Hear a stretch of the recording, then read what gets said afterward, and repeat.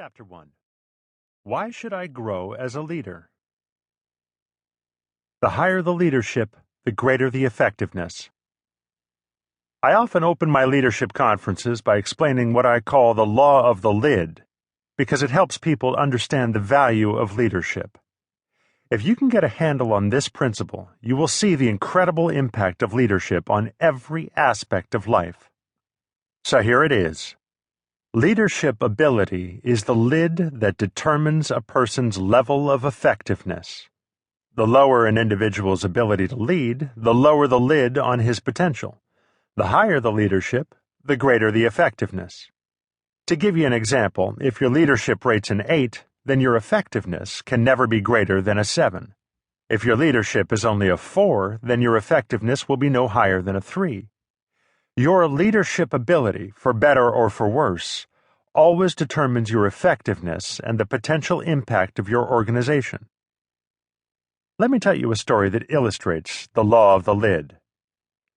In 1930, two young brothers named Dick and Maurice moved from New Hampshire to California in search of the American dream. They had just gotten out of high school and they saw few opportunities back home, so they headed straight for Hollywood, where they eventually found jobs on a movie studio set. After a while, their entrepreneurial spirit and interest in the entertainment industry prompted them to open a theater in Glendale, a town about 5 miles northeast of Hollywood.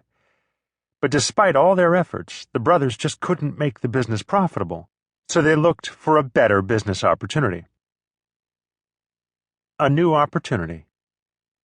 In 1937, the brothers opened a small drive-in restaurant in Pasadena, located just east of Glendale. As people in Southern California became more dependent on their cars in the 30s, drive-in restaurants sprang up everywhere. Customers would drive into a parking lot around a small restaurant, place their orders with car hops, and receive their food on trays right in their cars. The food was served on china plates, complete with glassware and metal utensils. Dick and Maurice's tiny drive-in restaurant was a great success, and in 1940 they moved the operation to San Bernardino, a working-class boomtown 50 miles east of Los Angeles. They built a larger facility and expanded their menu from hot dogs, fries, and shakes to include barbecued beef and pork sandwiches, hamburgers, and other items. Their business exploded.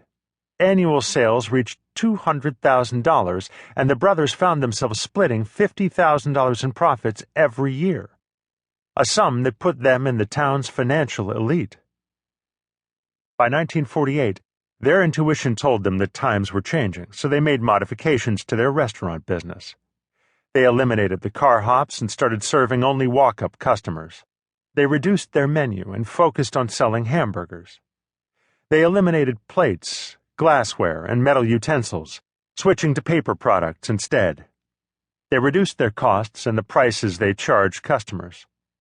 They also created what they called the speedy service system. Their kitchen became like an assembly line where each person focused on service with speed. Their goal was to fill each customer's order in 30 seconds or less. And they succeeded. By the mid-1950s, annual revenue hit $350,000, and by then Dick and Maurice split net profits of about $100,000 each year. Who were these brothers? In front of their small restaurant hung a neon sign that said simply, McDonald's Hamburgers. Dick and Maurice McDonald had hit the great American jackpot, and the rest, as they say, is history, right? Wrong. The McDonalds never went any farther because their weak leadership put a lid on their ability to succeed. The story behind the story. It's true that the McDonald brothers were financially secure. Theirs was one of the most profitable restaurant enterprises in the country, and their genius was in customer service and kitchen organization, which led to a new system of food and beverage service. In fact, their talent was so widely known in food service circles that people from all over the country wanted to learn more about their methods. At one point, they received as many as 300 calls and letters every month. That led them to the idea of marketing the McDonald's concept. The idea of franchising restaurants had been around for several decades. To the McDonald brothers, it looked like